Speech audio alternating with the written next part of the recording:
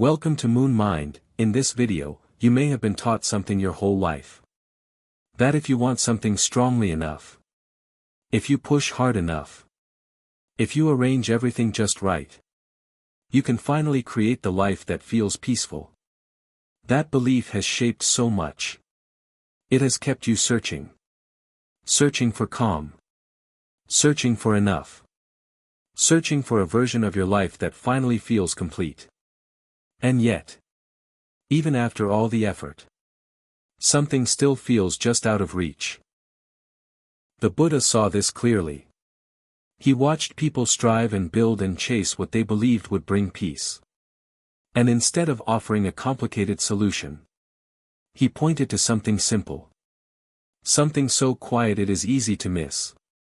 Tonight, you will hear that observation. And it won't feel like learning something new. It will feel like setting something down. Let your body soften wherever you are. If you can, lie down. Pull something warm around you. Let your hands rest without effort. There is nothing you need to accomplish here. For the next few hours, there is nowhere else to go. Only this moment. Here is what begins to happen. That restless feeling, the one that tells you something is missing, something isn't quite right, starts to fade. The pressure of wanting begins to loosen in your body. And a stillness you may have been searching for in distant places becomes quietly obvious. Because it was never far away. It was never something you had to create. The Buddha understood this. And tonight, you may begin to feel it for yourself. Take one slow breath. Notice where you are. Let the sounds around you exist without needing to name them. You are already here. Right now, across the world, people are settling into this same stillness. Different places. Different lives. But the same quiet moment. Stay with it. Every person, in one way or another, wants something better. A quieter mind. A lighter heart. A sense that life is finally stable, enough. For thousands of years, people have believed the way to find this is to make it happen. To want harder. To fix more. To arrange life into the right shape. With the right people. The right work. The right circumstances. And then, finally, peace will arrive. This belief is everywhere. It shapes how we make decisions. How we measure success. How we decide if a day was good or not. The Buddha lived among people who believed this deeply.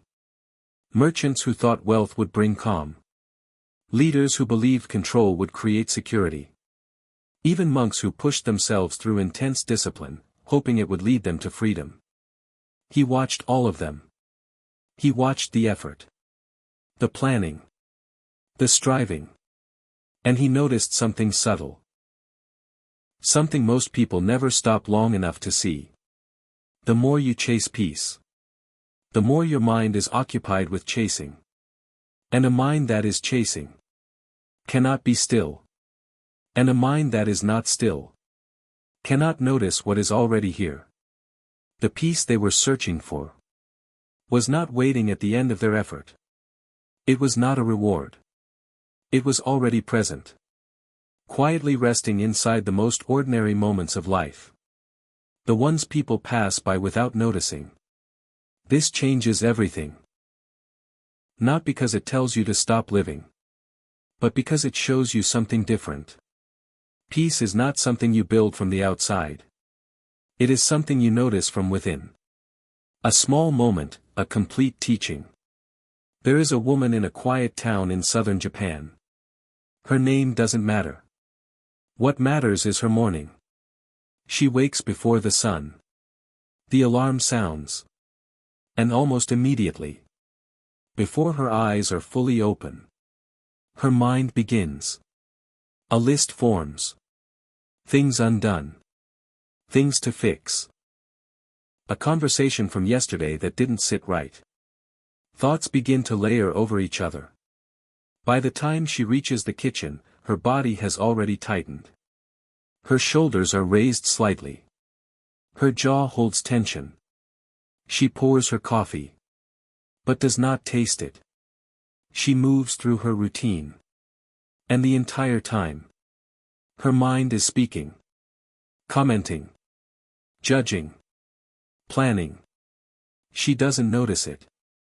Because this has always been her normal. This is what mornings feel like. This is what life feels like. But on this particular morning, something small happens. She steps outside. Just for a moment. To check the weather. The air is cool. The light is soft and gray. The street is still. And then, a single leaf falls. It drifts slowly from the tree above her. Not rushed. Not pushed. Just released. Her eyes follow it without effort. And for a few seconds, 3, maybe 4, everything inside her becomes quiet. No list. No replay. No worry. Just the movement of the leaf. The cool air on her skin. The solid ground beneath her feet. A few seconds of peace. Not created. Not earned. Not forced. Simply noticed. This is the teaching. Not something complicated. Not something that takes years to master. Just a shift. A quiet turning of attention. Away from the constant noise of the mind. Toward what is actually here. What you can see. What you can hear. The feeling of your breath. The temperature of the air. The weight of your body where it rests. These are not small things. They are doorways. That leaf was a doorway. And you pass through many like it every day. Without even realizing it. And most of the time, those doorways go unseen. Not because they are hidden. But because the mind is busy looking somewhere else. Chasing the next moment. Correcting the last one. Building a version of life that has not arrived yet. So the ordinary moment, the only place peace has ever existed, gets quietly passed over.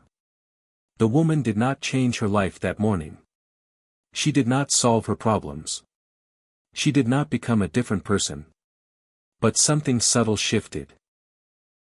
For a few seconds, she was not chasing anything. And in that absence of chasing, there was nothing missing. This is where the teaching begins to deepen. Because the mind will hear this and immediately turn it into another task. Notice more. Be present. Do it better next time. And without realizing it, it has already left the moment again. The Buddha saw this too. He saw that even the desire to be peaceful can become another form of restlessness. Another movement away from what is already here. So instead of giving people something new to do, he pointed them back. Back to what does not require effort. Back to what is already happening without you managing it. Right now, your breath is moving. Not because you are controlling it. But because life is happening. Your chest rises. Your chest falls. Air enters. Air leaves. This has been happening every moment of your life. Through every success, every failure, every ordinary afternoon and every difficult night. It has never asked you to get it right. It has never demanded improvement. It simply continues. And when attention rests there, even briefly, something in the body begins to settle. Not because you forced it. But because you stopped interfering. This is the quiet reversal at the heart of the teaching. The constant reaching. The background tension of trying to become. You can test this right now.